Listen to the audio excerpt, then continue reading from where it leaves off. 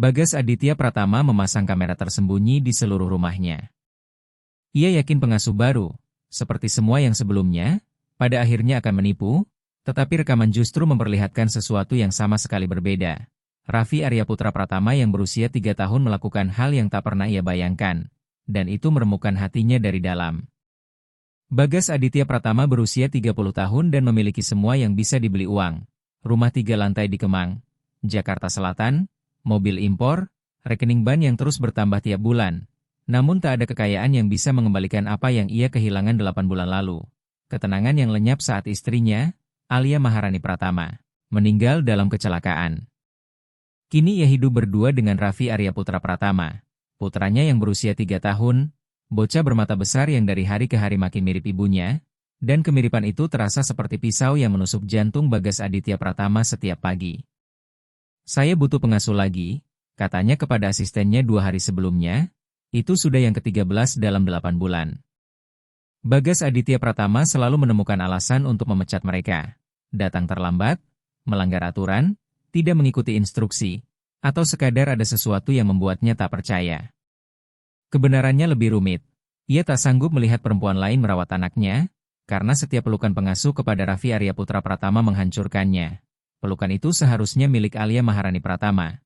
Tetapi Alia Maharani Pratama sudah tiada dan Raffi Aryaputra Pratama tetap membutuhkan seseorang. Senin pagi itu, Bagas Aditya Pratama turun tangga sambil membetulkan dasinya. Sunyi menghantamnya seperti biasa. Dulu ada tawa, musik, hidup, kini hanya gema. Pak, panggil Sri Wulandari, asisten rumah tangga, muncul sambil mengeringkan tangan. Raffi Aryaputra Pratama sudah sarapan. Sekarang di kamar lagi main. Sendiri? Bagas Aditya Pratama mengerutkan dahi. Iya, Pak, seperti yang Bapak minta. Tanpa TV, tanpa tablet, cuma mainan. Bagas Aditya Pratama mengangguk, mengabaikan simpul kecil di perutnya. Menurutnya itu lebih baik. Raffi Aryaputra Pratama harus belajar mandiri sejak dini. Dunia tidak ramah pada yang lemah. Pengasuh baru datang jam berapa? Jam 10, Pak, namanya Naya Kirana. Bagas Aditya Pratama melirik jam. Masih ada 40 menit sebelum berangkat ke kantor, cukup untuk menetapkan aturan sejak awal. Ia naik ke kamar Raffi Aryaputra Pratama. Putranya duduk di karpet, dikelilingi balok susun, merangkai sesuatu yang mirip menara. Selamat pagi, Raffi Aryaputra Pratama. Anak itu menoleh, mata Hazel yang sama persis seperti Alia Maharani Pratama memandangnya dengan hati-hati. Pagi, Ayah. Bagas Aditya Pratama duduk di tepi ranjang, bukan di lantai dekat anaknya. Hari ini ada pengasuh baru. Namanya Naya Kirana. Raffi Aryaputra Pratama mengangguk pelan. Ia sudah terbiasa. Pengasuh datang dan pergi seperti musim. Ayah butuh kamu bersikap baik. Aku selalu baik, Ayah, dan itu benar. Raffi Aryaputra Pratama tenang, hampir terlalu tenang untuk usia 3 tahun. Tidak tantrum, tidak menangis, tidak meminta apapun. Kadang Bagas Aditya Pratama bertanya-tanya apakah itu normal. Ayah tahu, nak, kamu anak baik. Raffi Aryaputra Pratama tersenyum sedikit. Senyum kecil yang cepat hilang. Bagas Aditya Pratama ingin mengatakan lebih banyak. Memeluknya, bertanya perasaannya, apakah ia merindukan ibunya. Tetapi kata-kata selalu tersangkut. Ayah berangkat. Nanti ketemu malam. Dadah, Ayah. Tanpa tambahan apapun, Bagas Aditya Pratama keluar, menutup pintu, lalu menyandarkan punggung ke dinding koridor sambil menarik napas dalam. Kenapa sesulit ini? Kenapa setiap interaksi dengan anaknya terasa seperti berjalan di atas pecahan kaca? Ia turun tangga dan hampir keluar ketika bel berbunyi. Pukul 9.30, setengah jam lebih awal. Bagas Aditya Pratama membuka pintu dengan dahi berkerut. Terlambat adalah pelanggaran besar, tetapi datang terlalu pagi juga terasa seperti tidak menghargai waktunya. Di depannya berdiri seorang perempuan sekitar 29 tahun, rambut coklat diikat rapi, riasan natural, jeans bersih dan kemeja putih. Naya Kirana membawa ransel usang. Selamat pagi, saya Naya Kirana, katanya. Suaranya lembut tapi tegas, menatap langsung tanpa menunduk. Bagas Aditya Pratama mengernyit. Anda datang terlalu awal. Janjinya jam 10. Saya tahu, maaf, Pak. Transjakarta datang lebih cepat dari perkiraan, jadi saya lebih baik menunggu di sini daripada muter-muter di sekitar komplek, jawabnya, dan setidaknya ia jujur. Bagas Aditya Pratama membuka pintu lebar-lebar. Silakan masuk. Naya Kirana melangkah masuk, menoleh ke sekeliling dengan rasa ingin tahu yang tertahan. Tidak ada wajah kagum pada rumah mewah itu, tidak ada rasa minder, hanya pengamatan tenang. Duduk, kata Bagas Aditya Pratama sambil menunjuk sofa, lalu duduk berhadapan dengannya. Bawa referensi? Iya, Pak. Naya Kirana mengeluarkan map, Bagas Aditya Pratama memeriksa dokumen, 3 keluarga, komentar bagus, 1 surat menyebut 2 tahun mengasuh balita. Kenapa berhenti? 2 tahun itu lama. Keluarganya pindah ke Spanyol. Mereka menawarkan saya ikut, tapi saya punya tanggung jawab di sini yang tidak bisa saya tinggalkan. Tanggung jawab seperti apa? Ada jeda singkat. Naya Kirana tetap tenang, namun ada sesuatu melintas di matanya. Mungkin duka atau cemas. Saya merawat ibu saya, beliau sakit. Bagas Aditya Pratama mengangguk. Kanker? Multiple sklerosis? Iya. Saya turut prihatin. Terima kasih. Sunyi mengendap sejenak sebelum Bagas Aditya Pratama melanjutkan. Anak saya, Raffi Arya Putra Pratama, umur 3 tahun. Dia kehilangan ibunya 8 bulan lalu. Dia anak yang tenang, terlalu tenang. Naya Kirana mengangguk.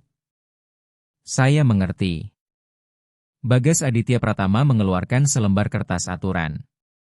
Aturannya sederhana. Jadwal ketat, tidak ada makanan manis di antara jam makan, maksimal 1 jam TV edukatif, tanpa tablet, aktivitas terstruktur, dan yang paling penting profesionalisme. Dia bukan teman Anda, dia tanggung jawab Anda. Naya Kirana membaca dengan saksama. Ekspresinya tetap, tapi Bagas Aditya Pratama melihat jari-jarinya menegang sedikit saat memegang kertas. Ada masalah? Tanyanya. Tidak, Pak, tapi saya mau tanya satu hal. Silakan. Saya boleh memeluk Raffi Arya Putra Pratama? Pertanyaan itu membuat Bagas Aditya Pratama terkejut. Apa? Maksud saya, kalau dia butuh, kalau dia jatuh atau takut, saya boleh memeluknya? Itu tidak tertulis di daftar. Ada sesuatu mengencang di dada Bagas Aditya Pratama. Kenapa pertanyaan ini mengganggunya? Saya kira boleh, kalau memang perlu, atau kalau dia minta. Naya Kirana menatapnya lurus. Kenapa anak minta pelukan kalau tidak perlu?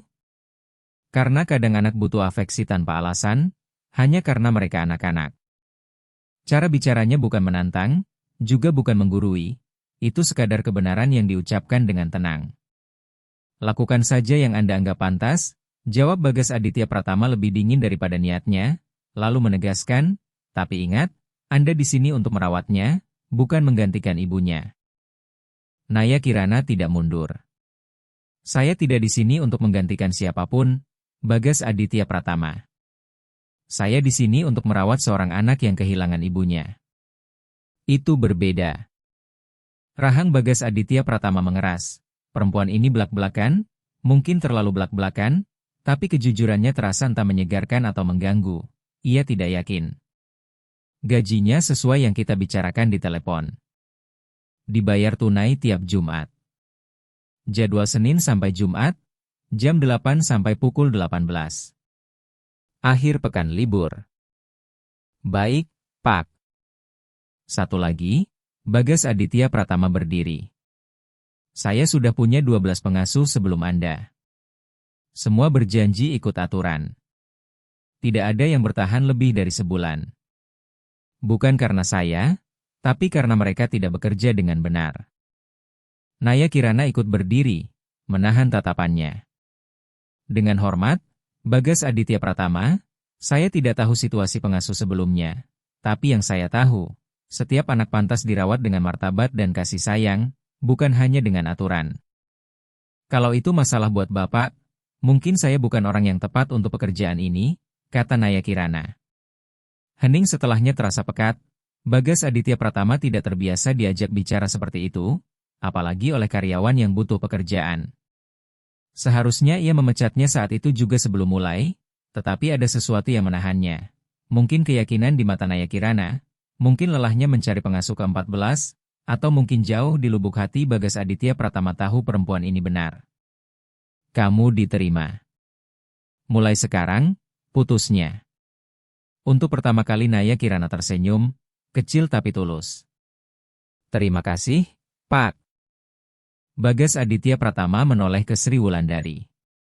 Sri Wulandari akan tunjukkan semua letaknya. Saya berangkat kerja. Saya pulang jam 19. Baik, Pak, jawab Naya Kirana. Bagas Aditya Pratama mengambil tas kerjanya dan menuju pintu, tapi sebelum keluar ia berhenti. Naya Kirana. Iya, Pak. Raffi Aryaputra Pratama satu-satunya yang saya punya. Kalau terjadi apapun padanya, kalau dia tersakiti dengan cara apapun saat di bawah pengawasanmu, tidak akan terjadi apa-apa, Naya Kirana memotong dengan tegas, Bapak punya janji saya. Bagas Aditya Pratama mengangguk dan pergi. Di jalan tol dalam kota, Jakarta, menuju kantor, bayangan Naya Kirana tidak lepas dari kepalanya. Ada sesuatu yang berbeda dari pengasuh lain. Bukan putus asa mempertahankan pekerjaan, bukan takut, bukan tunduk, melainkan percaya diri. Seolah ia tahu persis apa yang ia lakukan dan tidak butuh persetujuannya untuk melakukannya dengan benar. Itu membuat Bagas Aditya Pratama tidak nyaman karena ia butuh kendali. Atas perusahaan, atas rumah, atas setiap aspek hidup yang belum direnggut takdir, dan perempuan ini, dengan ketenangan yang kokoh serta pertanyaan yang belak-belakan, mengancam kendali itu. Ia meraih ponsel dan membuka kontak tersimpan. Nusantara Premier Security, perusahaan keamanan. Ia pernah memikirkan ini setelah pengasuh nomor 8, tapi dulu terasa berlebihan, seperti pelanggaran privasi yang tidak perlu. Namun sekarang, dengan perempuan ini di rumah bersama anaknya, ada sesuatu di dadanya yang mengatakan ia harus tahu, harus melihat, harus yakin. Ia menekan tombol panggil. Selamat pagi, Nusantara Premier Security. Ada yang bisa kami bantu? Saya mau pasang kamera keamanan, kamera kecil, tersembunyi, di seluruh rumah saya. Tentu, Pak. Kapan kami datang? Bagas Aditya Pratama melirik jam. Naya Kirana baru mulai, dan Raffi Aryaputra Pratama sedang bersamanya saat ini juga. Hari ini, sore, setelah jam 19. Baik, Pak. Alamatnya? Bagas Aditya Pratama menyebutkan detailnya, menyetujui biaya yang bahkan nyaris tidak ia perhatikan karena uang bukan masalah, lalu menutup telepon. Ia bersandar di kursi mobil, menatap lalu lintas Jakarta yang bergerak lambat di depannya. Ia bukan paranoia, katanya pada diri sendiri. Ini kehati-hatian yang wajar, ia berhak tahu apa yang terjadi di rumahnya, dengan anaknya sendiri, bukan? Tapi bahkan saat mengulang pembenaran itu, ada suara kecil di kepalanya. Suara yang terdengar seperti Alia Maharani Pratama. Berbisik, kamu mau meyakinkan siapa? Bagas Aditya Pratama? Dirimu sendiri. Ia mengabaikan suara itu, seperti ia sudah belajar mengabaikan begitu banyak hal selama 8 bulan terakhir. Di rumah, Naya Kirana naik tangga mengikuti Sri Wulandari. Kamar anaknya di sini, kata Sri Wulandari sambil menunjuk pintu dengan papan nama bertuliskan Raffi Aryaputra Pratama yang dihias gambar dinosaurus. Anaknya manis, pendiam, tidak pernah bikin masalah. Dan itu bagus? Tanya Naya Kirana pelan. Sri Wulandari menatapnya heran. Ya, tentu, jadi semuanya lebih mudah. Naya Kirana mengangguk tipis. Atau jadi lebih mudah untuk tidak melihat kalau ada sesuatu yang sebenarnya tidak baik-baik saja. Sebelum Sri Wulandari sempat menjawab, Naya Kirana mengetuk pintu. Raffi Aryaputra Pratama, aku Naya Kirana. Boleh masuk? Sunyi, lalu suara kecil, iya. Naya Kirana membuka pintu dan masuk. Kamar itu sempurna, terlalu sempurna, semuanya tertata rapi, bersih. Setiap mainan di tempatnya, Dindingnya dipenuhi mural profesional dinosaurus dan astronot, ranjang bertirai seperti dari majalah, rak buku penuh yang disusun menurut ukuran, dan di tengah semua kesempurnaan itu, duduk di karpet adalah Raffi Arya Putra Pratama. Bocah kecil bermata besar dan serius yang menatap Naya Kirana dengan waspada. "Halo, Raffi Arya Putra Pratama," sapa Naya Kirana sambil berlutut sejajar dengannya tanpa terlalu mendekat. "Senang kenal, aku Naya Kirana, aku yang akan menjagamu." Anak itu mengangguk, tapi tidak berkata apa-apa. "Kamu lagi bikin apa?" "Menara." "Wah, tinggi sekali. Buat apa?" Raffi Arya Putra Pratama berpikir sebentar, lalu menjawab pelan, "Biar Mama bisa lihat aku dari langit." Pada saat itu, hati Naya Kirana seperti pecah dan tersusun lagi sekaligus, karena ia mengerti semua yang perlu ia tahu tentang anak ini, dan tentang pria yang mempekerjakannya. Ini bukan pekerjaan yang mudah, tapi jelas pekerjaan yang harus dilakukan.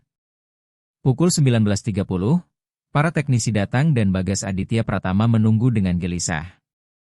"Selamat malam, Pak," kata tiga pria berseragam biru sambil membawa boks peralatan.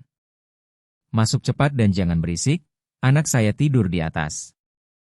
"Siap, Pak." "Kameranya mau dipasang di mana?" "Di semua tempat," jawab Bagas Aditya Pratama sambil menunjukkan denah bertanda lingkaran merah. "Ruang keluarga, dapur, halaman, ruang bermain, koridor, cakupan total, lalu kamar anak." Bagas Aditya Pratama sempat ragu. Melewati batas itu terasa salah, tapi ia memikirkan Raffi Arya Putra Pratama. Segala hal yang bisa terjadi tanpa ia tahu. Jadi ia mengangguk, di situ juga, tapi harus sangat tersembunyi. 2 jam kemudian semuanya terpasang. Kamera kecil di detektor asap, jam dinding, sudut langit-langit yang nyaris tak terlihat. Teknisi menunjukkan sistemnya lewat laptop, bisa melihat real-time, rekaman 30 hari, akses dari ponsel, tablet, perangkat apapun. Bagas Aditya Pratama menatap 8 jendela kecil di layar, ruang keluarga kosong, dapur gelap, kamar Raffi Arya Putra Pratama tempat anaknya tidur, kendali mutlak. Lalu kenapa masih ada beban di perutnya? "Ada audionya?" "Ada, Pak." "HD." "Bagus," gumamnya. Sekarang ia bisa mendengar setiap kata. Setelah teknisi pergi, Bagas Aditya Pratama tetap menatap layar, menuang segelas whisky dan berkata pada ruangan kosong, "Ini demi keamanan," tetapi suara Alia Maharani Pratama seperti berbisik, "Atau kamu takut dia bisa melakukan hal yang kamu sendiri tidak sanggup?" Ia meneguk whisky dan mematikan lampu. Keesokan paginya Bagas Aditya Pratama bangun pukul 6, setelah mimpi Alia Maharani Pratama memandangnya dengan kecewa. Ia turun ke dapur dan membuka laptop, 8 jendela muncul. Pukul 7.30, Naya Kirana keluar dari kamarnya. Ia terlihat di koridor, tanpa alas kaki, memakai kaos rumahan, rambut sedikit berantakan, normal, manusia. 15 menit kemudian ia turun sudah rapi, masuk dapur dan kaget melihat Bagas Aditya Pratama. "Selamat pagi, Pak Bagas Aditya Pratama. Saya tidak menyangka Bapak ada di sini." "Ada kerjaan yang harus saya cek," jawabnya singkat. Sunyi ketika Naya Kirana mengambil bahan makanan. "Biasanya Raffi Arya Putra Pratama bangun jam berapa?" "Antara pukul 8 sampai pukul 8.30 saya bisa siapkan sarapan supaya rutinnya kebentuk." Bagas Aditya Pratama mengangguk, mengamati gerakannya yang percaya diri tapi tetap sopan. "Saya berangkat," katanya sambil menutup laptop, "saya pulang jam 19. Di mobil ia langsung membuka aplikasi. Melihat Naya Kirana memasak sambil bersenandung. Sepanjang pagi, di sela rapat, ia mengecek kamera tiap 15 menit, seperti kecanduan. Pukul 8.20 ia melihat Naya Kirana naik. Ia mengganti ke kamera kamar tepat saat ia masuk. Raffi Arya Putra Pratama sudah bangun, memeluk boneka dinosaurus hijau. "Selamat pagi, Raffi Arya Putra Pratama," suara Naya Kirana terdengar hangat lewat audio. "Tidurmu enak?" Anak itu mengangguk tanpa bicara. "Lapar?" Anggukan lagi. "Aku buat telur orak-arik. Kamu suka?" Raffi Arya Putra Pratama akhirnya berbicara. "Mama dulu bikin pakai keju," dan Bagas Aditya Pratama menegang. Mengira Naya Kirana akan bicara yang salah, meremehkan duka anaknya atau, lebih buruk, mencoba menggantikan Alia Maharani Pratama, tapi yang keluar dari mulutnya justru membuatnya terkejut. Gini ya, kata Naya Kirana lembut, aku benar-benar tidak tahu persis mama kamu bikin telur itu seperti apa. Tapi kalau kamu cerita, aku bisa coba bikin yang mirip. Gimana? Raffi Arya Putra Pratama menatapnya dengan mata besar yang masih waspada. Naya Kirana tersenyum kecil. Serius, serius, kamu ahlinya. Aku cuma, koki baru, yang harus belajar. Untuk pertama kalinya Bagas Aditya Pratama melihat putranya tersenyum. Hanya lengkungan kecil, tapi nyata. Mama pakai keju kuning, terus diaduk lama, kata Raffi Arya Putra Pratama. Oke, SCP. Kamu mau turun sama aku dan bantuin? Boleh. Tentu, kamu bagian dari tim. Bagas Aditya Pratama mengamati mereka turun. Naya Kirana tidak menggendong, tidak menggandeng, hanya berjalan di samping anak itu dengan tenang. Di dapur, ia mendudukkan Raffi Arya Putra Pratama di bangku tinggi. Oke, bos. Perintahnya apa? Raffi Arya Putra Pratama memberi instruksi dengan wajah serius. Keju, lebih banyak. Mama banyak banget. Wih, kamu perfeksionis, Naya Kirana menggoda, kamu mirip adikku. Kamu punya adik? Dulu punya adik kecil. Sekarang sudah gede, umurnya 17. Kalau mama kamu? Senyum Naya Kirana berubah sendu, dan Bagas Aditya Pratama tanpa sadar menaikkan volume audio. Mama aku sakit, makanya aku kerja buat bantuin beliau. Raffi Arya Putra Pratama bertanya polos tapi menghantam. Mama kamu bakal meninggal juga, kayak mama aku? Pertanyaan itu membuat Bagas Aditya Pratama menahan napas. Naya Kirana berlutut di depan Raffi Arya Putra Pratama, menatap matanya. Aku nggak tahu, Dek. Aku harap nggak, tapi beliau memang sakit banget. Kamu sedih? Kadang.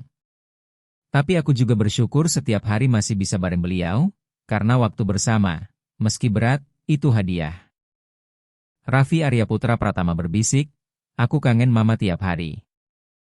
Aku tahu, sayang, jawab Naya Kirana pelan, dan kangen itu nggak apa-apa. Kamu nggak perlu sembunyiin. Ayah bilang aku harus kuat. Dan kamu memang kuat. Tapi kuat itu bukan berarti nggak kangen, kuat itu tetap jalan meski sakit. Kuat itu ngizinin diri kamu ngerasain semua yang perlu kamu rasain. Raffi Arya Putra Pratama terdiam, matanya mengilap oleh air mata yang belum jatuh. Aku boleh peluk kamu? Bagas Aditya Pratama melihat Naya Kirana menelan ludah, menahan emosi. Boleh banget. Dan putranya, anak yang berbulan-bulan hampir tidak membiarkan siapapun menyentuhnya, langsung melompat ke pelukan Naya Kirana, memeluk erat seolah itu pelampung di tengah lautan. Bagas Aditya Pratama terpaksa menutup ponselnya. Tangannya gemetar, ia tak sanggup melihat lebih lama karena yang ia saksikan bukan manipulasi, bukan pengasuh yang merayu anak dengan janji palsu, melainkan koneksi yang tulus, dua orang yang saling mengerti luka satu sama lain, saling mengenali duka yang serupa. Sementara dirinya, bersembunyi di balik kamera dan layar, hanya menjadi satu-satunya yang tetap sendirian, satu-satunya yang menolak untuk merasakan. Sisa hari itu terasa kabur. Bagas Aditya Pratama mencoba fokus bekerja, tetapi terus kembali membuka ponsel. Ia melihat mereka di halaman mengejar kupu-kupu, makan siang bersama sambil Naya Kirana bercerita. Saat waktu tidur siang, Naya Kirana membacakan buku lalu tetap menemani, mengusap rambut Raffi Arya Putra Pratama sampai anak itu tertidur lelap. Setiap adegan membuktikan Naya Kirana bukan masalahnya, dirinya lah masalahnya. Pukul 18, Bagas Aditya Pratama pulang. Ia mendengar tawa dari ruang keluarga dan menemukan Naya Kirana serta Raffi Arya Putra Pratama sedang membangun benteng dari bantal. Ayah. Raffi Arya Putra Pratama berlari menyambut dengan antusias. Lihat, ayah. Gede banget. Ini kastel. Aku rajanya, dan Naya Kirana naganya yang jagain aku. Naya Kirana berdiri. Nanti kita rapihin sebelum makan malam. Santai aja. Ayah mau masuk kastel? Raffi Arya Putra Pratama meraih tangan Bagas Aditya Pratama. Sentuhan yang sudah lama tidak mereka miliki, membuat Bagas Aditya Pratama terpaku. "Ayah masih ada kerjaan," katanya. Cahaya di mata Raffi Arya Putra Pratama meredup sedikit. "Oh, ya udah." Dan saat itu Bagas Aditya Pratama melihat kekecewaan yang sunyi. Bukan marah, bukan tantrum, hanya pasrah tenang dari anak yang sudah terbiasa ayahnya tidak benar-benar hadir. "Nanti ya," Bagas Aditya Pratama mencoba melunakkan. "Iya, nanti." Tetapi mereka bertiga sama-sama tahu. Nanti, itu sering tidak pernah datang, tapi mereka berdua sama-sama tahu, nanti, itu tidak akan pernah datang. Bagas Aditya Pratama naik ke ruang kerjanya dan menutup pintu. Lalu membuka laptop, 8 jendela kamera muncul lagi. Dari bawah, ia melihat Naya Kirana berlutut di samping Raffi Arya Putra Pratama. "Tahu nggak," kata Naya Kirana lembut, "ayahmu kerja keras banget buat kasih kamu semua yang kamu butuhin. Itu juga bentuk sayang." Raffi Arya Putra Pratama menjawab polos, "Tapi aku nggak butuh barang. Aku cuma butuh ayah." Kata-kata itu menghantam dada Bagas Aditya Pratama seperti pukulan. Naya Kirana mengangguk. "Aku tahu, sayang, dan aku yakin ayah juga butuh kamu. Kadang orang dewasa nggak tahu caranya ngomong. Kamu yakin ayah sayang sama aku?" "Aku yakin banget." "Kok kamu tahu?" "Dari cara ayah lihat kamu waktu dia kira kamu nggak sadar, kayak kamu itu hal paling penting di dunia." Mata Bagas Aditya Pratama terasa panas, itu benar, dan Naya Kirana bisa melihatnya karena dialah yang benar-benar memperhatikan. Malam itu, setelah Raffi Arya Putra Pratama makan malam dan tidur, Bagas Aditya Pratama turun untuk ambil air dan mendapati Naya Kirana sedang mencuci piring. Sri Wulandari juga ada di rumah, jadi ia berkata kaku, "Sri Wulandari bisa urus besok." Naya Kirana tidak berhenti, hanya tersenyum tipis. "Gak apa-apa, Pak. Ini bikin saya tenang, bantu saya mikir." Sunyi menggantung. Suara air mengalir jadi satu-satunya bunyi di dapur gelap. "Hari ini, bagus," komentar Bagas Aditya Pratama dengan kata-kata yang terasa dipaksakan. Raffi Arya Putra Pratama kelihatan beda, lebih ceria. Naya Kirana meliriknya sambil mengeringkan tangan perlahan. "Dia anak yang luar biasa. Dia cuma butuh izin untuk jadi anak-anak lagi." "Maksudnya?" Naya Kirana mengeringkan tangan sampai benar-benar kering, lalu berbalik menghadapnya, ada ketegasan di posturnya. "Dengan hormat, Pak Bagas Aditya Pratama, Raffi Arya Putra Pratama selama ini berusaha jadi orang dewasa kuat, seperti yang Bapak butuhkan, padahal dia baru 3 tahun. Dia perlu boleh rapuh. Boleh main, ketawa, nangis kalau perlu. Dia perlu tahu bahwa nggak apa-apa kalau nggak baik-baik saja terus." Bagas Aditya Pratama menggenggam gelas airnya lebih kencang. "Kamu nggak tahu apa-apa." Naya Kirana mengangguk tanpa tersinggung. "Bapak benar. Saya nggak tahu hidup Bapak, dukanya Bapak, rasanya kehilangan istri. Tapi saya paham anak-anak, dan saya tahu kapan seorang anak sedang memanggul beban yang bukan miliknya." Ia menahan tatapannya sebentar, lalu mengangguk sopan. "Selamat malam, Pak Bagas Aditya Pratama." Saat Naya Kirana naik tangga, Bagas Aditya Pratama tertinggal di dapur gelap dengan gelas air yang terlupakan di tangannya. Kata-kata itu bergaung, tidak nyaman, tapi benar. Ia naik lagi ke ruang kerja dan membuka kamera sekali lagi. Sudah jadi obsesi, ia harus melihat, harus tahu. Tapi sebenarnya harus tahu apa? Di layar kamar Raffi Arya Putra Pratama, Naya Kirana masuk, anak itu sudah berbaring, tapi matanya masih terbuka. "Aku nggak bisa tidur," terdengar suara kecil. "Mau aku temenin sebentar?" "Mau." Naya Kirana duduk di kursi dekat ranjang. "Kamu lagi mikirin apa?" Hening, lalu Raffi Arya Putra Pratama bertanya pelan, "Menurut kamu Mama bisa lihat aku dari langit?" "Aku yakin bisa," jawab Naya Kirana mantap, "yakin banget." "Terus Mama bangga sama aku?" "Kenapa enggak? Kamu berani, kamu baik hati, kamu pintar." Raffi Arya Putra Pratama bergumam lirih, "Tapi kadang aku nakal." Kayak apa? Anak itu menurunkan suara, seolah mengaku rahasia besar. Kayak, aku pengen ada orang lain jadi mama aku. Soalnya aku kangen banget punya mama. Itu bikin aku jahat, ya? Napas Bagas Aditya Pratama seakan berhenti. Dunianya membeku. Putranya memanggul rasa bersalah sebesar itu, dan ia sama sekali tidak tahu. Raffi Arya Putra Pratama, lihat aku, kata Naya Kirana sambil berlutut di sisi ranjang, menggenggam tangan kecilnya, kangen punya mama itu nggak pernah salah. Dan gak apa-apa juga kalau kadang-kadang kamu pengin ada orang yang ngisi ruang kosong di hati kamu, lanjut Naya Kirana lembut sambil tetap menggenggam tangan kecil Raffi Arya Putra Pratama. Mama kamu pasti ngerti itu. Mama kamu pasti pengin kamu bahagia, punya orang-orang yang sayang sama kamu dan jagain kamu. Serius, serius, cinta yang benar itu nggak cemburu, cinta yang benar cuma pengin yang terbaik buat orang yang dia sayang. Raffi Arya Putra Pratama berbisik, berarti, nggak salah kalau aku sayang sama kamu? Naya Kirana cepat-cepat menyeka air mata. Sama sekali nggak. Aku merasa terhormat. Kamu bakal tetap di sini? Aku nggak tahu masa depan gimana, tapi selama aku masih di sini, aku janji bakal jagain kamu sebaik mungkin. Janji beneran? Janji beneran. Beneran? Beneran? Raffi Arya Putra Pratama menutup mata dengan tenang, dan Naya Kirana bertahan di sana, bersenandung pelan sampai anak itu tertidur. Bagas Aditya Pratama menutup laptop, bersandar di kursinya, menatap langit-langit. Kamera sudah menunjukkan persis apa yang ia perlu lihat, tapi sama sekali bukan yang ia duga. Ia tidak menemukan kelalaian, manipulasi, atau bahaya, melainkan cinta yang sederhana, jujur, tanpa pamrih, dan kebenaran yang ia hindari 8 bulan. Anaknya sedang sembuh, tetapi dirinya tidak. Karena saat Raffi Arya Putra Pratama belajar membuka diri lagi, percaya lagi, merasakan lagi, Bagas Aditya Pratama tetap terkurung di balik tembok yang ia bangun sendiri. Dan kamera itu, pikirnya pahit, hanyalah tembok lain. 3 minggu berlalu sejak pemasangan kamera.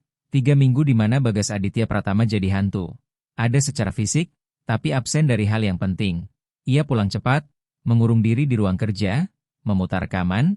Di kantor pun ia terus memantau kamera. Ia pulang larut saat Raffi Arya Putra Pratama sudah tidur lalu menonton semuanya lagi. Kamu baik-baik aja, Bagas Aditya Pratama? Tanya rekan bisnisnya, Arman Suryadinata. Baik, jawabnya, padahal tidak. Ia kecanduan layar yang memperlihatkan hidup yang tidak ia jalani. Dan setiap hari layar itu menunjukkan hal yang sama. Naya Kirana tulus, sabar, penuh kasih, semua yang Bagas Aditya Pratama tidak tahu caranya jadi. Suatu pagi saat meninjau rekaman, ia melihat sesuatu yang membuatnya membeku. Itu rekaman sore kemarin, Naya Kirana dan Raffi Arya Putra Pratama menggambar dengan kapur warna di halaman. Anaknya menggambar figur stick, seorang pria tinggi, seorang perempuan, seorang anak kecil. Itu siapa? Tanya Naya Kirana. Keluargaku dulu, jawab Raffi Arya Putra Pratama. Bagas Aditya Pratama mencondongkan badan ke layar, menaikkan volume. Mama, ayah, sama aku, lanjut Raffi Arya Putra Pratama. Naya Kirana menatap gambar itu. Iya, tapi sekarang bukan begitu. Kalau sekarang, gimana? Raffi Arya Putra Pratama mengambil kapur lain, menggambar anak kecil sendirian di satu sudut, pria tinggi di sudut lain, dan di tengahnya ada jarak kosong yang besar sekali. Gini, katanya sederhana, dan hati Bagas Aditya Pratama terasa hancur berkeping-keping. Kenapa jauhan banget? Tanya Naya Kirana pelan. Karena ayah nggak mau dekat, jawab Raffi Arya Putra Pratama lirih, aku kayaknya ngingetin ayah sama mama, jadi ayah sedih. Ayah pernah bilang begitu? Nggak, tapi aku tahu. Soalnya kalau ayah lihat aku, matanya jadi sedih, terus ayah pergi. Naya Kirana duduk di tanah di sampingnya. Tahu nggak aku percaya apa? Apa? Aku percaya ayah kamu sayang banget sama kamu, saking sayangnya. Ayah jadi takut. Takut apa? Takut kehilangan kamu, kayak ayah kehilangan mama kamu. Kadang kalau orang takut banget, mereka malah menjauh dari yang paling mereka sayang. bukan karena nggak peduli, tapi karena mereka peduli banget. Raffi Aryaputra Pratama memikirkan itu. Tapi itu nggak masuk akal. Kalau ayah sayang, kenapa ayah nggak sama aku? Naya Kirana menghela napas lembut. Karena rasa takut itu nggak selalu masuk akal, Dek. Takut bisa bikin orang ngelakuin hal yang nyakitin, bahkan kalau dia nggak mau nyakitin. Raffi Aryaputra Pratama menatapnya lalu bertanya balik, kamu takut terus? Iya, jawab Naya Kirana jujur, aku takut kehilangan mama aku, takut aku nggak cukup baik buat kamu, takut gagal. Raffi Aryaputra Pratama langsung membantah, tapi kamu nggak gagal, kamu yang terbaik. Naya Kirana tersenyum dengan mata berkaca-kaca. Makasih, Raffi Aryaputra Pratama. Itu berarti banget. Naya Kirana? Iya? Menurut kamu, suatu hari ayah aku bakal berhenti takut nggak? Aku harap iya, karena ayah kamu pantas bahagia. Dan kamu pantas punya ayah yang benar-benar hadir, bukan cuma ada di rumah, tapi ada di sini, kata Naya Kirana sambil menyentuh dada Raffi Aryaputra Pratama, tepat di atas jantungnya, di tempat yang paling penting. Bagas Aditya Pratama menghentikan rekaman, kata-kata putranya terus mengejar, aku ngingetin ayah sama mama. Jadi itu yang Raffi Aryaputra Pratama pikirkan, bahwa ayah menjauh karena anaknya mengingatkan pada Alia Maharani Pratama. Ya, anak itu memang mengingatkan pada Alia Maharani Pratama, tapi Bagas Aditya Pratama menjauh karena setiap kali menatap putranya, ia melihat kegagalannya sendiri. Ketakutannya untuk mencintai dan kehilangan semuanya lagi. Ia menutup laptop dan turun ke dapur, jam 6, namun tiba-tiba terdengar jeritan dari atas. Ia berlari. Suara itu dari kamar Raffi Aryaputra Pratama. Ia membuka pintu dengan panik dan mendapati putranya duduk di ranjang sambil menangis, spray berantakan. Mimpi buruk. Raffi Aryaputra Pratama, panggilnya, dan anak itu menatap dengan mata besar penuh teror. Ayah, untuk pertama kalinya setelah berbulan-bulan, Bagas Aditya Pratama tidak berpikir, tidak menghitung, tidak menjauh, ia langsung melintasi kamar dan memeluk anaknya. Raffi Aryaputra Pratama mencengkeramnya seolah Bagas Aditya Pratama orang terakhir di dunia, terisak di dadanya. Ayah di sini. Ayah di sini. Nak, bisik Bagas Aditya Pratama. Aku mimpi buruk, aku mimpi ayah juga pergi, ninggalin aku sendirian. Ayah nggak akan pergi. Ayah janji. Serius? Serius. Ia mendengar langkah kaki, Naya Kirana muncul di ambang pintu dengan wajah cemas. Aku dengar teriak. Gak apa-apa, mimpi buruk, kata Bagas Aditya Pratama. Naya Kirana mengangguk, ada sesuatu di tatapannya, pengertian dan harapan. Perlu apa-apa? Bagas Aditya Pratama memeluk putranya sampai tertidur lagi. Ketika ia membaringkannya, anak itu tampak begitu kecil, baru 3 tahun, dan begitu tersesat. Maaf, bisik Bagas Aditya Pratama sambil mengusap rambut Raffi Aryaputra Pratama. Maaf ayah nggak ada. Maaf ayah takut banget. Ia keluar kamar dan mendapati Naya Kirana menunggu di koridor, bersandar di dinding. Terima kasih, Naya Kirana, kata Bagas Aditya Pratama pelan. Kenapa? Karena kamu nggak masuk, kamu biarin itu jadi momen kami. Itu bukan tempatmu. Itu tempat ayahnya. Sunyi di antara mereka terasa berbeda kali ini, tidak setegang dulu. Boleh saya tanya sesuatu, Pak? Kata Naya Kirana akhirnya. Silakan. Kenapa Bapak terus menyewa pengasuh kalau ujung-ujungnya Bapak menjauhkan diri? Kenapa Bapak nggak bareng dia saja? Bagas Aditya Pratama merasakan defensif naik, tapi ia menelannya. Perempuan ini pantas dapat kejujuran. Karena, saya nggak tahu caranya. Alia Maharani Pratama itu yang paling jago jadi orang tua. Saya cuma penyedia, yang kerja, yang bayar ini itu, dan sekarang dia nggak ada. Raffi Aryaputra Pratama butuh saya, tapi saya nggak tahu harus ngapain. Saya nggak tahu gimana jadi yang dia butuhin. Naya Kirana menatapnya tenang. Bapak tahu dia butuh apa? Apa? Bapak. Itu saja. Dia nggak butuh sempurna, dia butuh hadir. Bagas Aditya Pratama mengerutkan kening, saya baru aja hadir, dan saya pun nggak tahu itu benar atau enggak. Bapak memeluk dia waktu dia takut.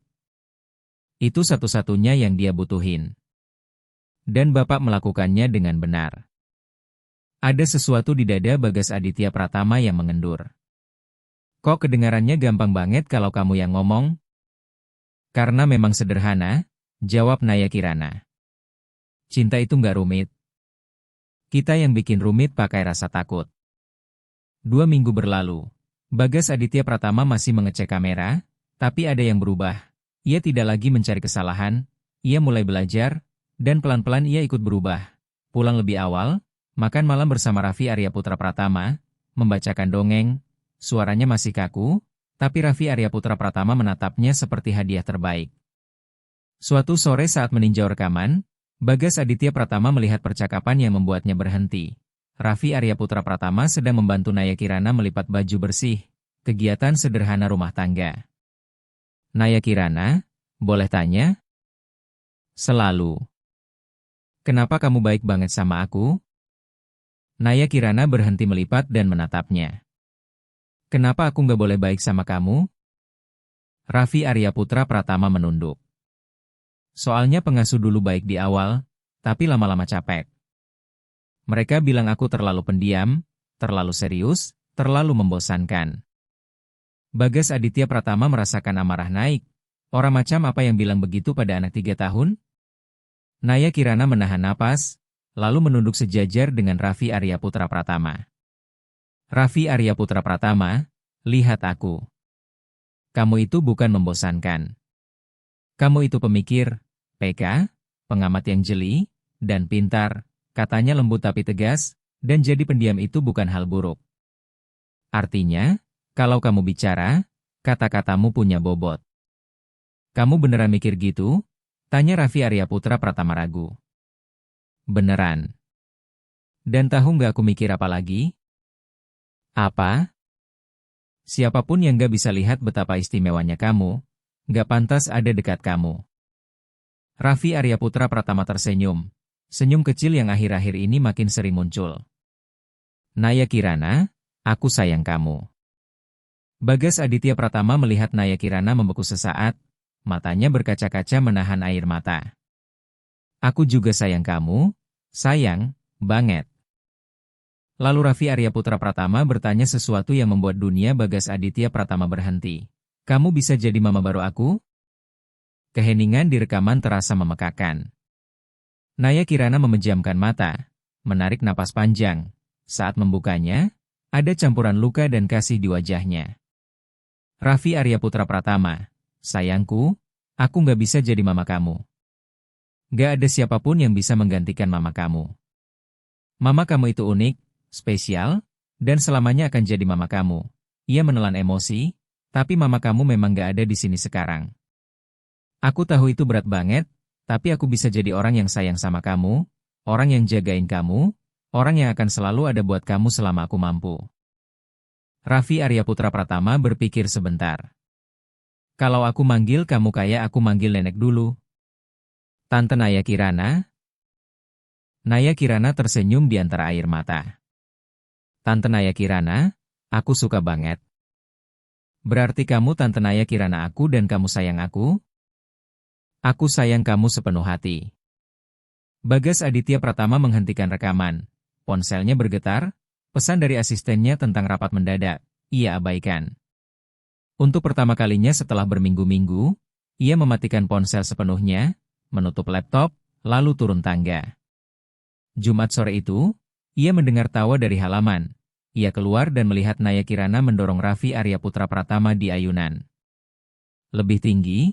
Tante Naya Kirana, lebih tinggi. Kamu yakin? Yakin? Bagas Aditya Pratama mendekat.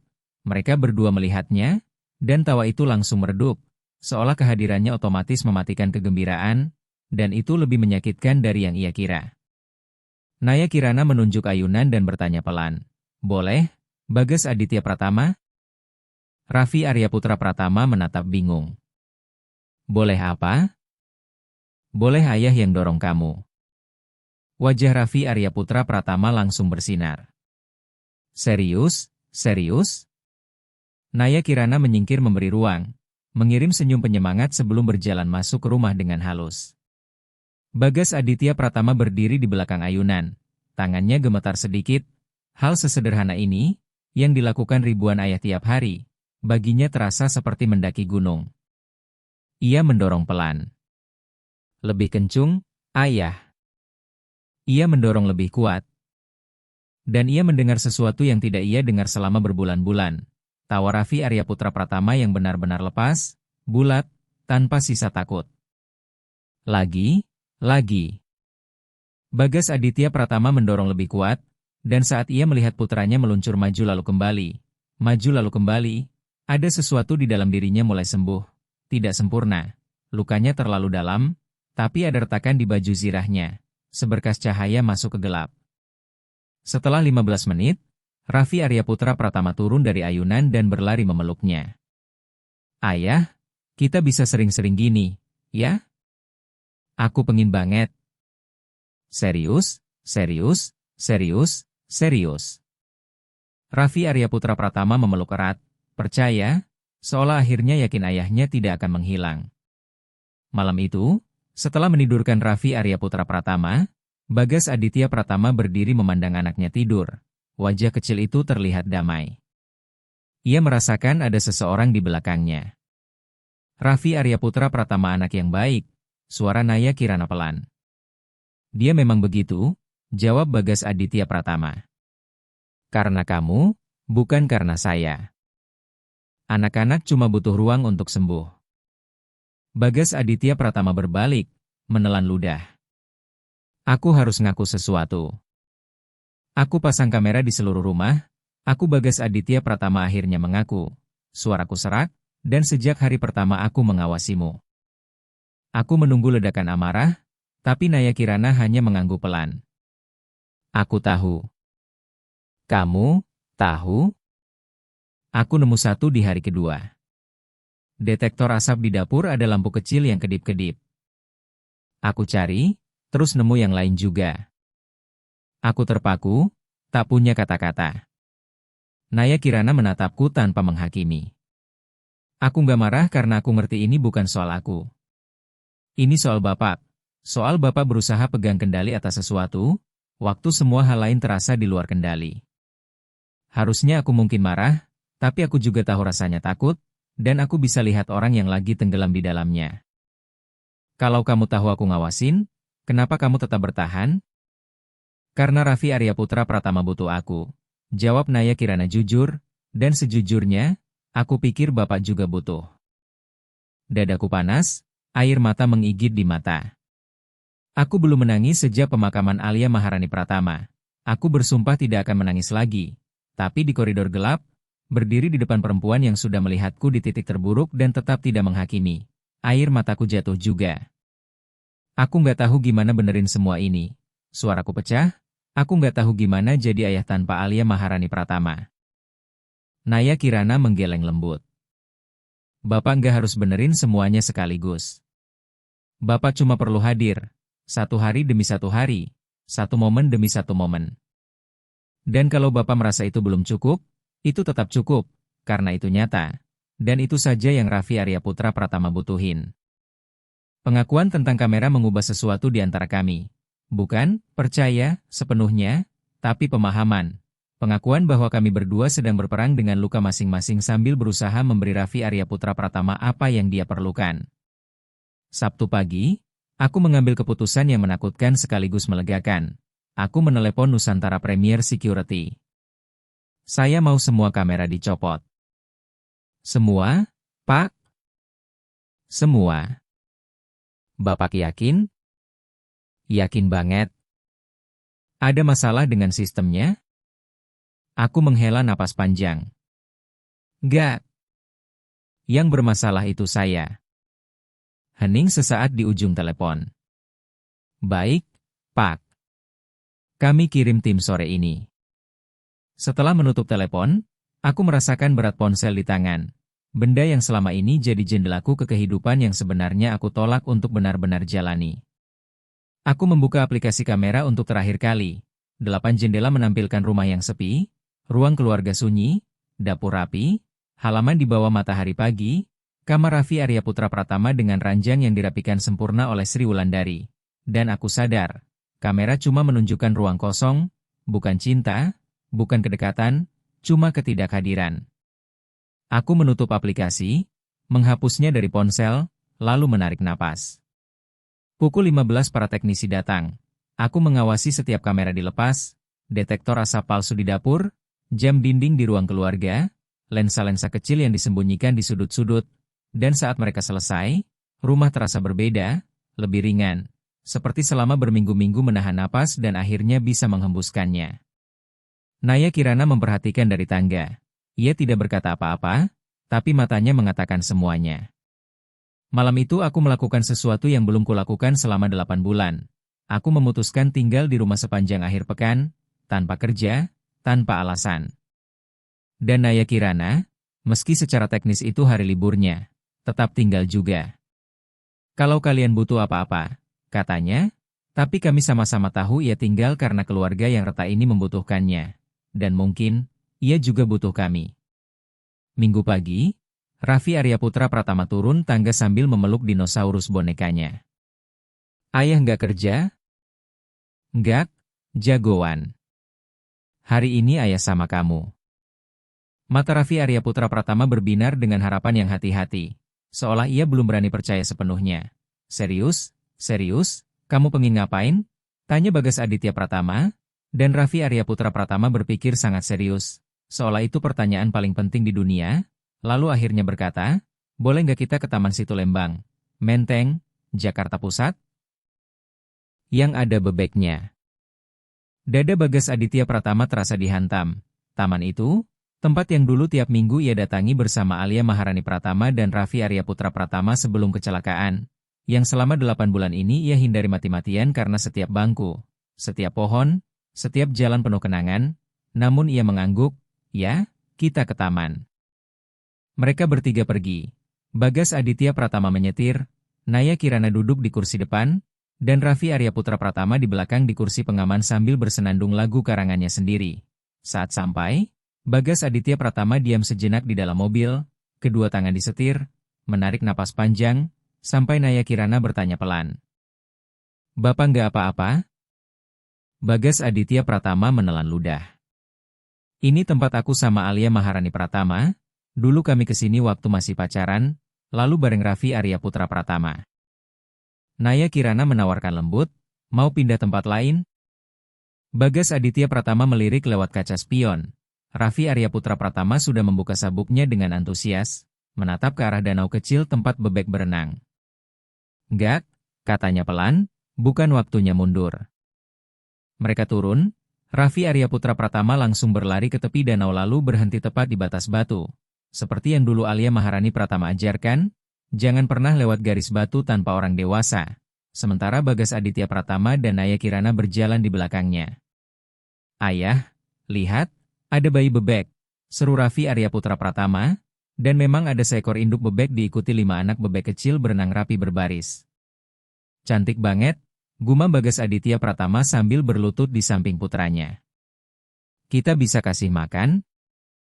Ayah nggak bawa roti, jawabnya, dan wajah Raffi Arya Putra Pratama langsung murung. Mama selalu bawa roti. Dulu Bagas Aditya Pratama akan buru-buru mengalihkan topik, tapi kali ini ia menarik napas dan berkata, kamu benar. Mama kamu nggak pernah lupa roti buat bebek. Mama lebih rapi daripada ayah, kamu kangen mama? Setiap hari. Ada sesuatu di dalam Bagas Aditya Pratama seperti retak, lalu ia bertanya jujur, kalau begitu, kenapa kita nggak ngomongin mama? Suaranya bergetar saat ia mengaku, soalnya dulu sakitnya kebangetan, aku pikir kalau aku nggak ngomongin mama, sakitnya bakal berkurang, ternyata aku salah. Kita boleh ngomongin mama sekarang? Tanya Raffi Arya Putra Pratama pelan. Bagas Aditya Pratama mengangguk, boleh. Kapanpun kamu mau. Raffi Arya Putra Pratama menatap bebek-bebek itu sebentar, lalu bertanya, Ayah ingat nggak waktu Mama jatuh ke danau? Bagas Aditya Pratama tertawa. Tawa yang sungguh-sungguh, sampai ia sendiri kaget. Gimana bisa lupa? Mama lagi ngejar bola kamu, terus kepeleset, basah kuyup, tapi ketawa-ketawa. Ia tersenyum getir manis. Mama kamu selalu bisa ketawa sama dirinya sendiri. Naya Kirana berjalan beberapa langkah di belakang, memberi ruang, tapi tetap ada, tetap hadir. Aku juga ingat, kata Raffi Arya Putra Pratama bangga, meski waktu itu aku masih kecil banget, umur 2 tahun, tapi Mama sering cerita itu. Mereka menghabiskan 1 jam berikutnya berjalan di Taman Situ Lembang, Menteng, Jakarta Pusat. Bagas Aditya Pratama bercerita tentang Alia Maharani Pratama. Beberapa samar-samar diingat Raffi Arya Putra Pratama, beberapa baru untuknya, dan setiap cerita membuat sesuatu di dalam diri Bagas Aditya Pratama pelan-pelan mengendur. Dukanya masih ada dan mungkin selalu ada. Tapi kini bukan duka yang melumpuhkan, melainkan duka yang mengalir, bernapas, berdampingan dengan kenangan baik tanpa memakannya. Habis, sesekali Bagas Aditya Pratama menoleh ke Naya Kirana, dan Naya Kirana membalas dengan senyum kecil yang seakan berkata, "Bapak melakukannya dengan baik." Saat mereka pulang, Raffi Arya Putra Pratama kelelahan tapi bahagia. Ia tertidur di mobil sambil memeluk boneka dinosaurusnya, dan Naya Kirana berbisik saat Bagas Aditya Pratama menggendong anak itu naik ke kamar. Hari ini bagus. Bagas Aditya Pratama menatap wajah tidur putranya dan mengangguk. Rasanya, kayak bisa napas lagi setelah lama tenggelam. Itu deskripsi yang pas, kata Naya Kirana pelan. Setelah menidurkan Raffi Arya Putra Pratama, Bagas Aditya Pratama turun dan menemukan Naya Kirana di dapur sedang menyiapkan kopi. "Tolong bikinin aku 1 cangkir," pinta Bagas Aditya Pratama. Mereka duduk di meja dapur, sunyi di antara mereka sudah tidak canggung, melainkan tenang seperti teman seperjalanan. "Aku harus tanya sesuatu," Bagas Aditya Pratama akhirnya memecah hening. "Silakan. Kenapa kamu melakukan semua ini? Kenapa kamu bertahan? Ini bukan cuma soal kerja. Kamu bisa dapat pekerjaan lain, yang bosnya nggak mengintip, nggak terus-terusan meragukan kamu." Naya Kirana menyesap kopinya pelan sebelum menjawab. "Bapak mau jawaban yang simpel atau yang sebenarnya?" "Yang sebenarnya." Naya Kirana mengangguk kecil. "Karena aku lihat di Raffi Arya Putra Pratama, ada sedikit diriku waktu kecil. Rasa kehilangan itu, rasa kayak nggak cocok sama dunia kalau orang yang bikin kita merasa aman sudah nggak ada." Ia berhenti sejenak, menahan sesuatu di tenggorokan. "Ayahku meninggal waktu aku umur 4 tahun, dan ibuku harus kerja 3 pekerjaan buat menghidupi kami. Ibu ada secara fisik, tapi secara emosi, jauh, karena dukanya makan habis dirinya. Tapi itu justru bikin aku paham, orang dewasa juga bisa hancur, dan kadang mereka butuh waktu untuk belajar menyusun diri lagi." Bagas Aditya Pratama bertanya pelan, "Terus, ibunya kamu berhasil menyusun diri lagi?" Wajah Naya Kirana meredup. "Akhirnya iya, tapi butuh bertahun-tahun. Dan waktu ibu akhirnya siap untuk benar-benar hadir, aku sudah keburu besar. Kami kehilangan tahun-tahun itu. Aku nggak mau Bapak sama Raffi Arya Putra Pratama kehilangan tahun kalian." Ada sesuatu yang menghantam dalam di dada Bagas Aditya Pratama. "Aku turut berduka, buat ibuku kamu, buat kamu juga. Dan, terima kasih," ucapnya, lalu menambahkan, "tapi ibu kamu juga ngajarin kamu sesuatu yang penting. Nggak pernah terlambat untuk mulai lagi." Naya Kirana menatap cangkirnya, lalu berkata lirih, "Aku dan ibu baru benar-benar nyambung lagi waktu aku umur 17. Dan sekarang, walau ibu sakit, hubungan kami indah, beda dari yang seharusnya bisa terjadi, tapi nyata." Bagas Aditya Pratama menelan ludah. "Berapa lama lagi, kira-kira?" Naya Kirana terdiam sejenak. "Dokter dulu bilang 6 bulan, 8 bulan yang lalu." Ia tersenyum tipis penuh luka. "Aku juga sedih, tapi aku bersyukur buat setiap hari, dan aku berusaha nggak menyia-nyiakan waktu yang tersisa. Itu juga kenapa aku kerja keras, buat biaya perawatan. Obatnya mahal, dan aku pengen ibu nyaman." "Ada yang bantu? Keluarga lain?" Naya Kirana menggeleng pelan. Adikku membantu semampunya, tapi dia masih 17 dan masih sekolah. Aku nggak mau dia ikut menanggung ini. Bagas Aditya Pratama memikirkan rekening banknya, uang yang selalu ada tapi tak pernah bisa menutup lubang di dadanya. Kalau kamu butuh sesuatu, bantuan uang buat perawatan ibu, bilang aja. Naya Kirana mengangkat kepala, kaget. Aku nggak bisa nerima itu. Kenapa? Karena aku datang ke sini bukan cari belas kasihan. Ini bukan belas kasihan, Bagas Aditya Pratama menegaskan, ini rasa terima kasih, buat apa yang kamu lakukan untuk Raffi Arya Putra Pratama, dan buat aku. Naya Kirana menghela napas, suaranya melembut. Pak Bagas? Bagas Aditya Pratama, tolong. Bagas Aditya Pratama menatapnya, lalu berkata pelan, kayaknya, kamu sudah boleh panggil aku Bagas Aditya Pratama saja. Senyum kecil muncul di wajahnya. Naya Kirana tersenyum tipis, matanya masih berat. Bagas Aditya Pratama, aku hargai tawarannya. Serius, tapi aku lebih memilih mengusahakan sendiri. Kamu memang sudah mengusahakan? Jawab Bagas Aditya Pratama tegas namun hangat, percaya sama aku. Malam itu Bagas Aditya Pratama tidak bisa tidur. Ia naik ke ruang kerjanya dan alih-alih membuka laptop untuk memeriksa kamera yang sudah tidak ada, ia mengambil sebuah kotak dari lemari. Kotak milik Alia Maharani Pratama yang belum pernah ia buka sejak pemakaman. Di dalamnya ada foto, surat, benda-benda kecil yang disimpan Alia Maharani Pratama, tiket bioskop kencan pertama mereka, serbet dari restoran tempat ia melamar, dan hasil tes kehamilan positif saat mereka tahu Raffi Arya Putra Pratama akan lahir. Bagas Aditya Pratama mengangkat tiap benda dengan hati-hati seperti pecahan kaca yang bisa retak kalau disentuh terlalu keras, sampai ia menemukan sebuah surat tertutup dengan namanya tertulis dalam tulisan tangan Alia Maharani Pratama. Darahnya seketika terasa dingin karena ia tidak ingat surat itu pernah ada. Lalu ia membukanya dengan tangan gemetar. Cintaku, surat itu dimulai, dan Bagas Aditya Pratama bisa merasakan dadanya sesak bahkan sebelum ia selesai membaca. Kalau kamu membaca ini, berarti sesuatu sudah terjadi padaku, dan aku tahu kamu hancur. Aku kenal kamu. Aku tahu insting pertamamu adalah menutup diri, melindungi diri, membangun tembok setinggi-tingginya supaya nggak ada siapapun yang bisa menyakitimu lagi. Tapi tolong jangan lakukan itu. Raffi Arya Putra Pratama butuh kamu.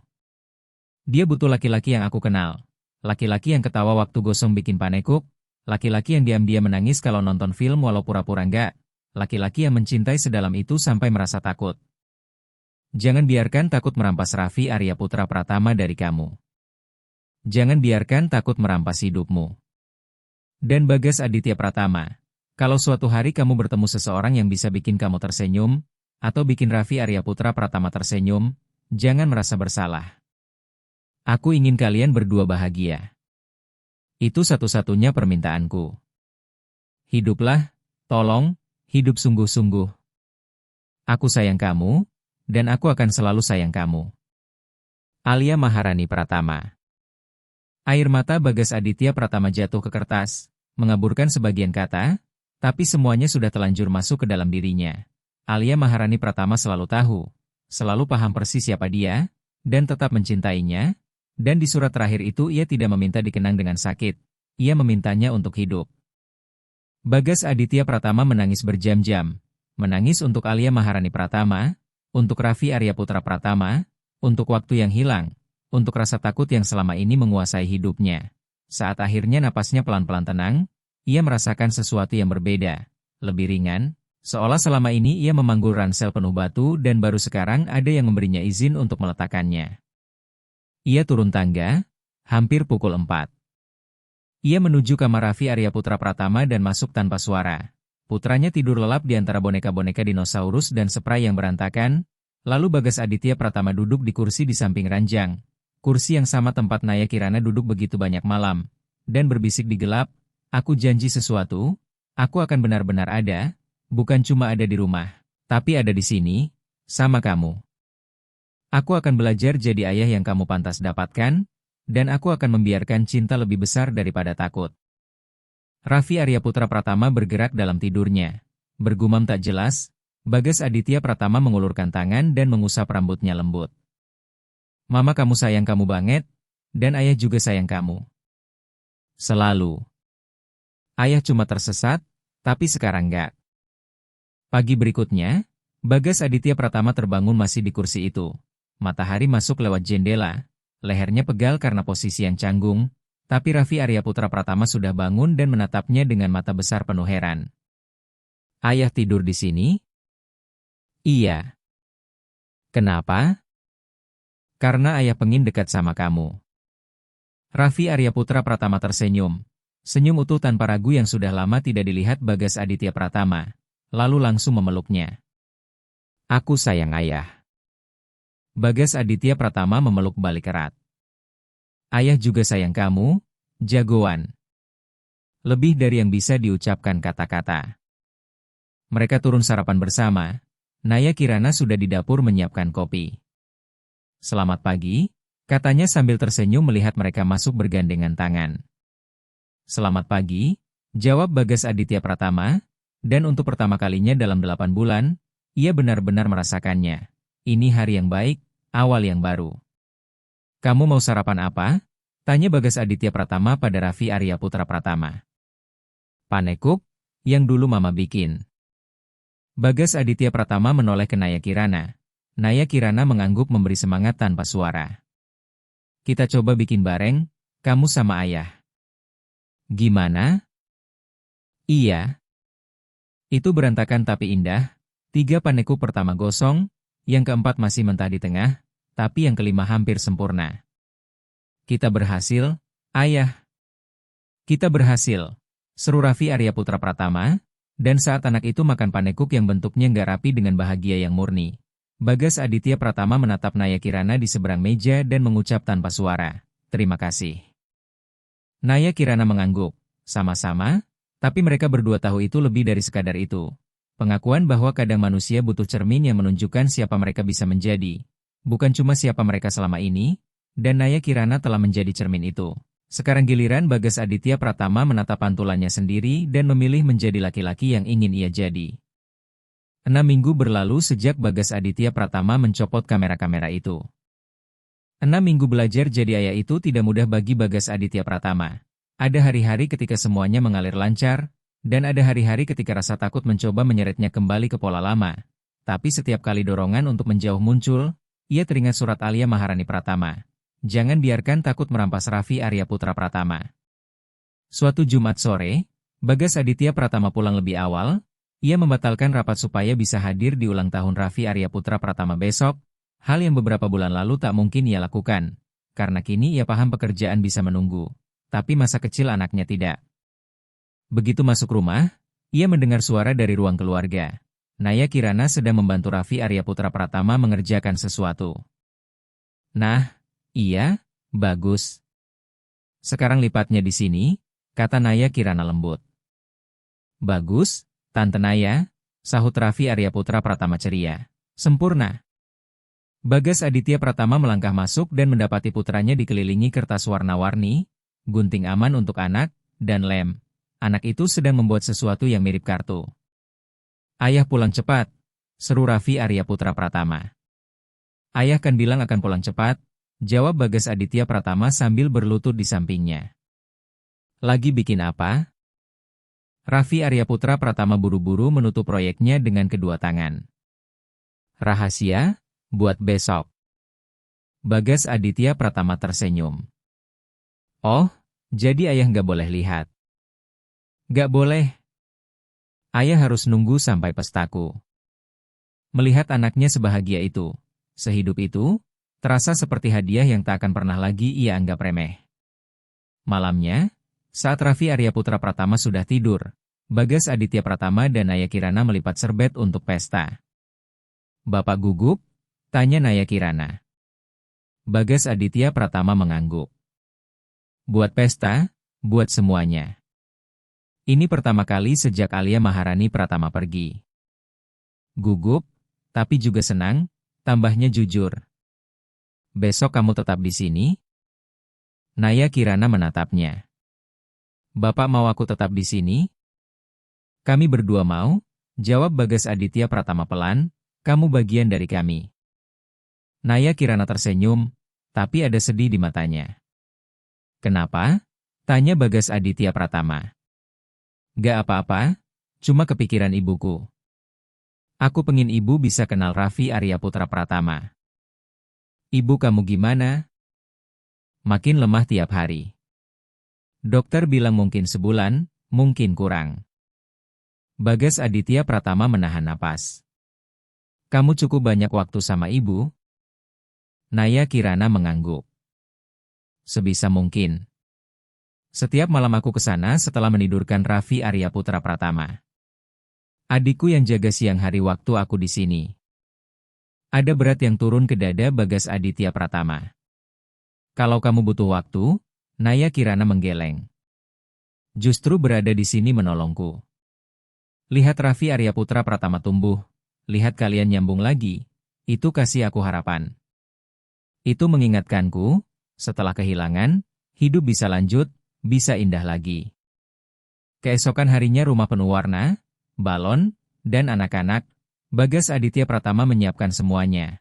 Badut, pinata dinosaurus, dan makanan melimpah. Dan Raffi Arya Putra Pratama bersinar, berlari ke sana kemari sambil tertawa tanpa henti. Ayah, ayo main. Dan Bagas Aditya Pratama benar-benar ikut. Ia duduk bersama anak-anak, main petak umpet, bajunya kena olesan kue, karena akhirnya ia mengerti hidup ada di momen-momen seperti ini. Ditawa putranya, dihadir sepenuhnya. Saat waktunya kue ulang tahun, semua bernyanyi, dan Raffi Arya Putra Pratama meniup lilin kuat-kuat sambil memejamkan mata untuk mengucapkan permohonan. Kamu minta apa? Tanya salah satu temannya. Raffi Arya Putra Pratama menggeleng serius. Gak boleh bilang, nanti gak jadi. Setelah tamu mulai pulang, Raffi Arya Putra Pratama mencari proyek rahasianya, kartu yang ia buat dengan hati-hati, lalu berkata, Ayah, tutup mata. Bagas Aditya Pratama menuruti, mendengar antusiasme dalam suara anaknya. Sekarang buka. Di tangan kecil Raffi Arya Putra Pratama ada kartu buatan sendiri. Di sampulnya tergambar 3 sosok, seorang pria tinggi, seorang anak, dan seorang perempuan. Kali ini mereka tidak terpisah oleh ruang kosong. Mereka berdiri berdekatan, saling bergandengan tangan, dengan matahari kuning terang di atasnya. Ini keluarga kita, kata Raffi Arya Putra Pratama dengan bangga. Dengan bangga Raffi Arya Putra Pratama menjelaskan, Ayah, aku, dan Tante Naya. Tenggorokan Bagas Aditya Pratama mengencang. Bagus sekali, nak. Buka, ya. Di dalamnya, dengan huruf-huruf miring tarata tulisan tangan anak usia 4 tahun, tertulis, makasih sudah balik lagi, Ayah. Aku sayang Ayah. Air mata mengalir di wajah Bagas Aditya Pratama tanpa bisa ia tahan. Ayah sedih? Tanya Raffi Arya Putra Pratama cemas. Enggak, jagoan. Ayah bahagia. Bahagia banget sampai rasanya dada ayah nggak cukup buat nampungnya. Raffi Arya Putra Pratama memeluknya kuat. Aku juga bahagia. Malam itu, setelah semua orang pulang dan Raffi Arya Putra Pratama tertidur pulas di ranjangnya, capek tapi bahagia, Bagas Aditya Pratama berdiri lama menatapnya tidur, sampai Naya Kirana muncul di ambang pintu. Hari ini sempurna, kata Naya Kirana pelan. Bagas Aditya Pratama menggeleng kecil. Karena kamu, kan? Kamu yang bikin semua ini mungkin, tapi kamu juga yang nunjukin caranya. Kalau kamu gak datang saat itu, Naya Kirana menatapnya lurus. Aku datang, dan Bapak yang punya keberanian untuk berubah. Itu bukan hal kecil, Bagas Aditya Pratama. Sesuatu di udara berubah, seperti ada listrik halus yang bergetar. Bagas Aditya Pratama berdiri dan melangkah mendekat. Naya Kirana, aku perlu bilang sesuatu. Selama beberapa minggu ini, kamu jadi bagian dari keluarga kami, dan aku mulai merasakan hal-hal yang aku sendiri gak yakin boleh aku rasakan. Naya Kirana mundur 1 langkah, napasnya tertahan. Aku tahu, ini rumit. Bagas Aditya Pratama mengangguk, suaranya serak. Iya. Tapi Alia Maharani Pratama ninggalin surat buatku, Dia bilang kalau suatu hari aku ketemu seseorang yang bikin aku tersenyum, atau bikin Raffi Arya Putra Pratama tersenyum, aku jangan merasa bersalah, dia pengin aku bahagia. Naya Kirana berkedip cepat. Aku nggak tahu harus bilang apa. Kamu nggak harus bilang apa-apa. Aku cuma perlu kamu tahu. Waktu aku sama kamu, waktu aku lihat kamu sayang sama anakku, waktu aku sadar kamu bantu aku nemuin diriku lagi. Aku ngerasa sesuatu yang aku kira nggak bakal pernah balik. Mata Naya Kirana berkaca-kaca. Aku juga ngerasain sesuatu, tapi ini rumit. Bagas Aditya Pratama menelan ludah. Aku tahu. Dan ibuku, Naya Kirana menggeleng sambil mengusap air mata. Maksudmu ibuku? Bagas Aditya Pratama langsung membetulkan, lembut tapi mantap. Iya, maaf. Ibunya kamu. Aku tahu. Dan aku nggak minta jawaban sekarang. Aku cuma mau kamu tahu, kalau kamu sudah siap, kalau suatu hari kamu siap, aku ada di sini. Naya Kirana mengangguk, menghapus air mata. Aku butuh waktu. Ambil semua waktu yang kamu butuhkan. Naya Kirana pergi meninggalkan kamar itu, dan Bagas Aditya Pratama berdiri dengan hati terbuka dan rapuh, tapi ia tidak menyesal, karena Alia Maharani Pratama benar, hidup memang harus dijalani sepenuhnya, dengan segala risiko dan kemungkinan sakit yang menyertainya. 2 minggu kemudian, dini hari Selasa, ponsel Naya Kirana berdering. Bagas Aditya Pratama mendengar langkahnya yang tergesa dan suaranya pecah saat berbicara dengan seseorang. Lalu ia turun dan menemukannya di ruang keluarga, memegang ponsel sambil menangis. Ada apa? Naya Kirana terisak. Ibuku pergi 1 jam yang lalu. Adikku telepon aku, tapi, suaranya runtuh, aku nggak sempat pulang buat pamit. Bagas Aditya Pratama memeluknya tanpa pikir panjang dan Naya Kirana ambruk di pelukannya. Maaf banget. Aku ketiduran. Aku capek sekali dan ketiduran, dan ibuku meninggal sendirian. Bagas Aditya Pratama menggeleng kuat. Gak sendirian. Adikmu ada di sana. Dan kamu sudah melakukan semua yang kamu bisa. Kamu menemani ibuku setiap malam berbulan-bulan, cuma bukan di detik terakhir. Detik terakhir itu cuma 1 momen. Kamu kasih cinta sepanjang hidupnya. Itu yang paling penting. Mereka berdua bertahan begitu lama. Naya Kirana menangis, Bagas Aditya Pratama memeluk dan menenangkan, memberikan jenis penghiburan yang selama ini Naya Kirana berikan pada Raffi Arya Putra Pratama berkali-kali. Hari-hari setelahnya jadi pusaran, pemakaman, urusan administrasi, dan duka yang mentah. Malam setelah pemakaman, Naya Kirana pulang dengan tubuh lelah. Bagas Aditya Pratama menuangkan teh hangat dan bertanya pelan, "Kamu gimana?" Naya Kirana menatap cangkirnya. Suaranya mati rasa. Kosong, sedih, tapi juga lega karena ibuku nggak sakit lagi. Bagas Aditya Pratama mengangguk. Itu wajar. Naya Kirana menelan napas. Waktu Alia Maharani Pratama meninggal, kamu gimana bisa bertahan? Bagas Aditya Pratama menunduk, jujur tanpa pelindung. Aku nggak bertahan. Aku lari, dan aku hampir kehilangan Raffi Arya Putra Pratama.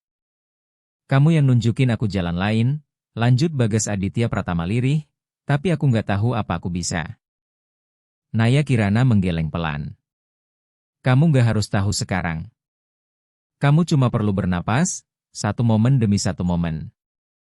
Keesokan harinya, Naya Kirana bilang ia butuh waktu, ia tidak sanggup terus bekerja sambil memproses semua ini. Ambil semua waktu yang kamu butuhkan, jawab Bagas Aditya Pratama tanpa ragu. Pekerjaanmu tetap ada kalau kamu kembali.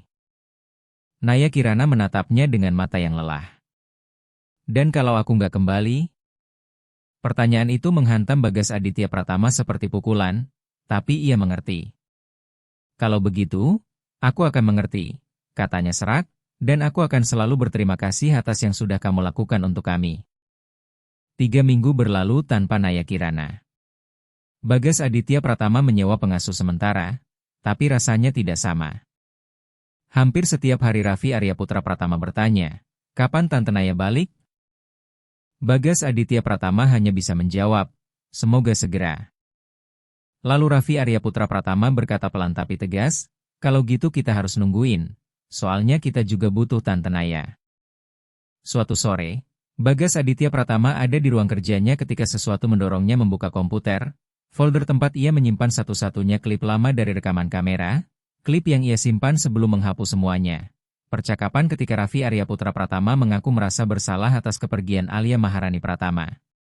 Tapi saat folder itu terbuka, ada satu file lain yang ia tak ingat pernah simpan. Ia memutarnya.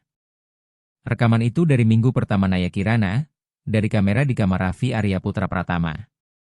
Anak kecil itu sendirian, menyusun menara dari balok, dan berbicara pada seseorang yang tidak hadir secara fisik, tapi hidup di dalam hatinya. Bunda, suara Raffi Aryaputra Pratama kecil sekali. Hari ini aku kenal orang baru. Namanya Naya Kirana. Dia baik, gak kayak Bunda. Gak ada yang kayak Bunda. Tapi dia baik dengan caranya sendiri. Jantung Bagas Aditya Pratama serasa berhenti. Selama ini putranya ternyata berbicara dengan Alia Maharani Pratama. Ayah masih sedih, aku juga. Lanjut Raffi Aryaputra Pratama, tapi Tante Naya bilang gak apa-apa sedih. Aku nggak perlu sembunyiin. Katanya air mata itu kayak hujan. Bersihin, habis itu matahari keluar. Air mata mulai mengalir di wajah Bagas Aditya Pratama. Bunda, boleh nggak aku sayang sama Tante Naya? Bunda maafin aku ya, aku nggak mau gantiin Bunda. Aku jadi nggak terlalu kesepian kalau dia ada. Di rekaman itu Raffi Aryaputra Pratama menyusun menaranya paling tinggi. Ini buat Bunda, biar Bunda bisa lihat aku dari langit, biar Bunda tahu aku ingat, aku bakal selalu ingat. Lalu, dengan suara yang nyaris tak terdengar, ia berbisik, tapi, gak apa-apa kalau aku tetap hidup, kan? Soalnya kadang aku takut bahagia, kayak aku nghianatin Bunda. Bagas Aditya Pratama menghentikan video. Ia tak sanggup menatap layar lebih lama lewat kabut air mata. Putranya yang kecil memanggul rasa bersalah dan ketakutan yang sama seperti dirinya. Sementara Bagas Aditya Pratama begitu tenggelam dalam dukanya sampai tidak melihatnya. Sampai Naya Kirana datang dan menunjukkan bahwa mereka bisa pulih. Bisa tetap mencintai Alia Maharani Pratama sambil tetap mengizinkan diri untuk hidup. Malam itu, Bagas Aditya Pratama meraih ponsel dan menelepon Naya Kirana. Halo? Suara Naya Kirana terdengar lelah. Halo? Kamu gimana? Masih bertahan? Jawab Bagas Aditya Pratama. Aku perlu nunjukin sesuatu. Kamu bisa datang? Naya Kirana ragu. Aku nggak tahu aku sudah siap atau belum. Tolong, ini penting. 1 jam kemudian, Naya Kirana sudah berdiri di ruang kerja Bagas Aditya Pratama, dan ia memperlihatkan video itu. Naya Kirana menangis ketika menontonnya, dan setelah selesai ia mengusap air matanya pelan. Anak itu punya hati yang murni, sama seperti kamu. Kalian berdua ngajarin aku kalau cinta itu bukan pengkhianatan.